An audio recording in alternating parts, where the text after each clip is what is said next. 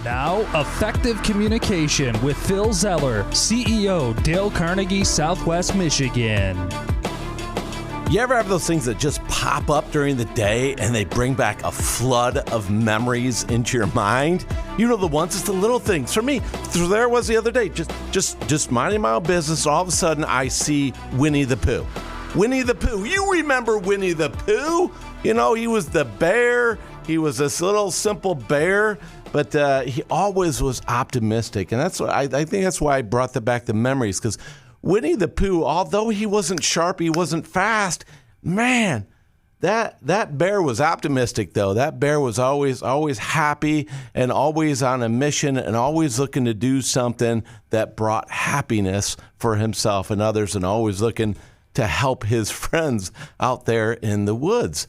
And I thought to myself, you know what, as I was thinking about those memories, I remember Winnie the Pooh.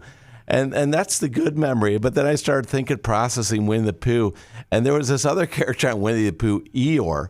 And Eeyore was this very unhappy. I want to believe he was a donkey. Maybe you recall what he was. But he was never happy, and he was always a bit sarcastic in his responses to Winnie the Pooh. And he would kind of try to squash Winnie the Pooh's enthusiasm and zest for life. And the beautiful thing about it is that Winnie the Pooh was resilient. And I think one of the things that attracted me to Winnie the Pooh as a child, when I watched him, those memories, was Winnie the Pooh was resilient. Winnie the Pooh did not back down. He did not change who he was. He stayed humble, and he was out there to help people make good things. And even though one of his friends was very negative, and even negative toward his enthusiasm, it didn't stop him. Now, I share this story with you today because oftentimes that's a cartoon, and then that's awesome that Winnie the Pooh could never be distracted or taken away from his enthusiasm. And one of the challenges I want to share with you today on effective communication is that oftentimes I see people who are friends or family members or leaders or in management positions, they will squash another person's enthusiasm. And then all of a sudden that person whose enthusiasm was squashed because somebody wants to be an Eeyore to a Winnie the Pooh type person and squash their enthusiasm, if that person doesn't have the resilience of Winnie the Pooh, they're going to shut down. They're not going to share the good things anymore, and they're not going to share what they're enthusiastic about anymore. And actually, you're going to lose that person really giving 110% because they don't feel appreciated for their enthusiasm. So a mentor of mine taught me years ago, he said, Phil, whatever you do, don't step on another person's enthusiasm. Just don't do it. Because if you do it and it happens one time, they won't forget.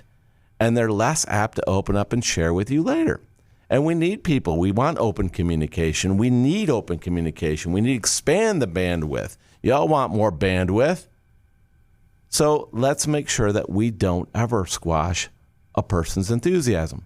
Now, some of you are saying, well, wait a minute. Sometimes their enthusiasm is misdirected. It's going in the wrong direction. Okay, I hear you. And if you really want to help that person and lead them, don't make a direct statement about it. Don't make a statement about it. If you want to help them and redirect that enthusiasm, ask them a question. Like, how so? Then what happens? What will it lead to? All simple questions that they can continue down their train of thought with their enthusiasm and share with you where it goes.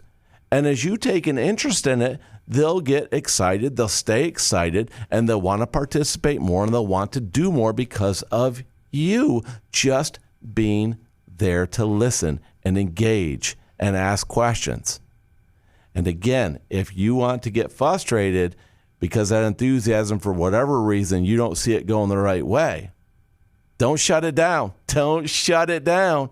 Because tomorrow when that person doesn't want to apply themselves, you're going to get frustrated then too. And tell me what's going to impact you more.